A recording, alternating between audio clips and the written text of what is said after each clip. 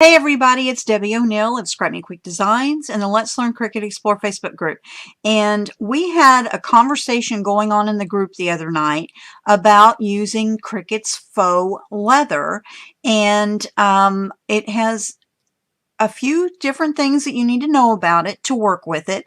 And everybody was kind of intrigued by it, but they wanted to know more about, you know, what do they need to use to cut it in their Cricut Explore machine, and how would they glue it together, and maybe even some project inspiration. So I'm going to give you a quick overview of the product, and then also give you some tips on cutting it with your Cricut Explore and some ideas of what to use to make some projects. So here we go. Cricut has this faux leather product, and you can see here it comes in a 12 by 12 sheets, and it also comes on the roll. So I'm going to show you both.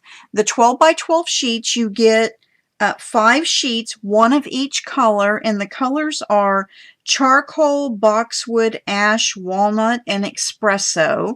So this is charcoal, ash, boxwood, walnut, and the espresso. Okay, so beautiful range of colors. And as you can see here, I picked the lighter one for you to see better on camera, but it actually, you can see the wood grain on this. So it's a really cool material to work with and add that wood look, texture to your projects that you're working on, but without adding the weight of using a piece of wood. So that's another plus. So it comes in these 12 by 12 sheets, and you get one of each color if you buy this. And it also comes in rolls, where you get one roll of just that one color. So if you know that you're working on a project where you think you want to use just one of the particular colors, you can just buy it in the roll. And one sheet is 12 by 24, so you actually get two 12 by 12s in a roll, as opposed to just one 12 by 12 if you buy the single pack. Okay. Anyway, as you can see, it does come on the rolls like this, and Cricut has some projects in their Make It Now in Design Space that give you some ideas of some things you can use it for, and you can also cut that project. So there's like a little credit card holder, and this is a project that they made with wood that has a wood look, but it's strips of the leather.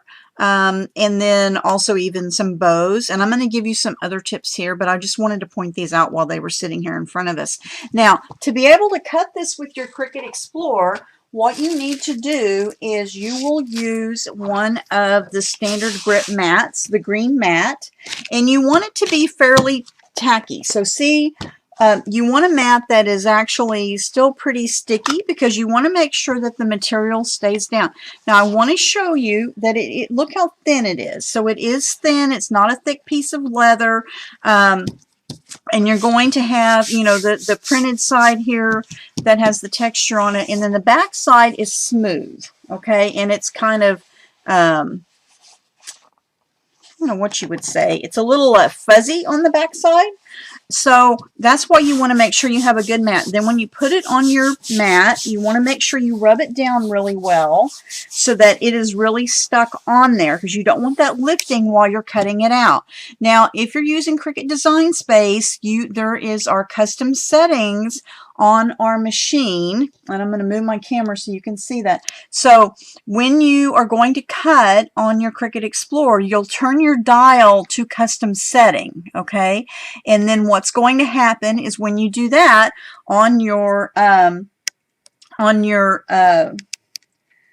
mat, on your virtual mat in Design Space, it'll come up and ask you to select which material you want to cut. And there is a custom material already loaded that you just need to scroll through that list and find the one that says Cricut Faux Leather.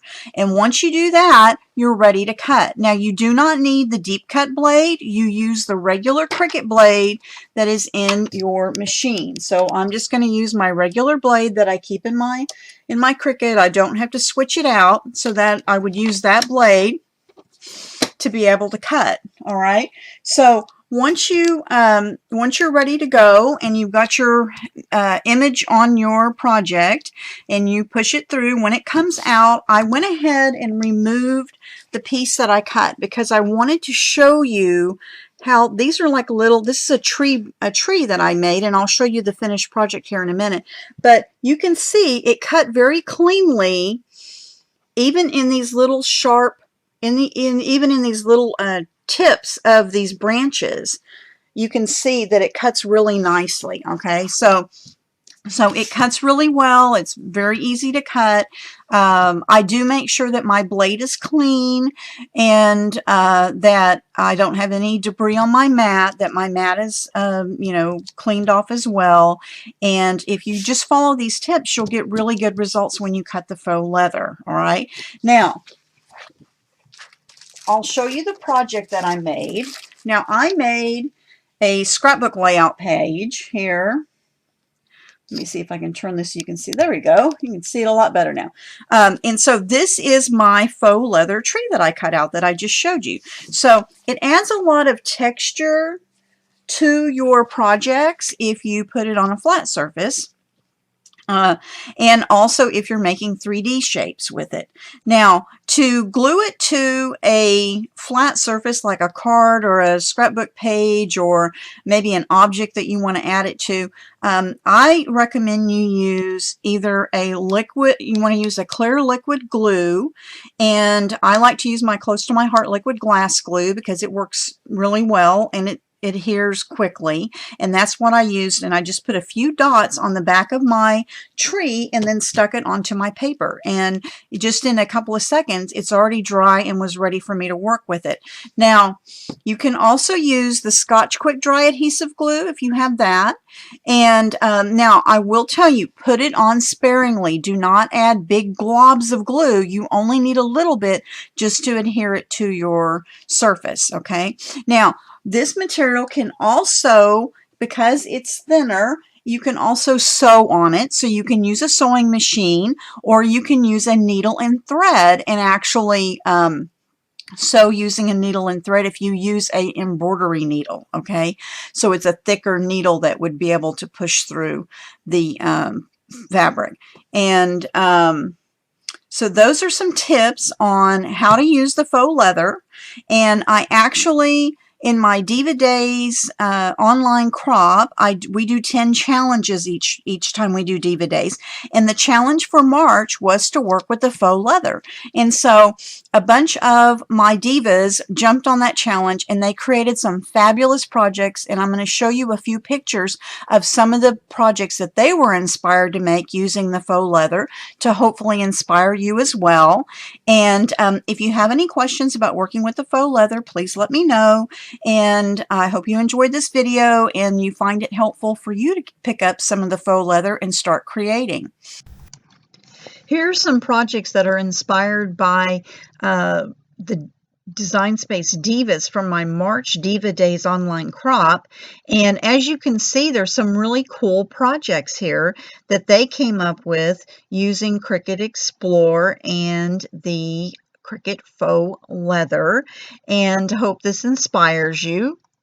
Join us over at scrapmequickdesigns.com, which is my website, and join us over at Let's Learn Cricut Explore Facebook group, where we have a lot of fun inspiring and sharing about using Cricut Explore.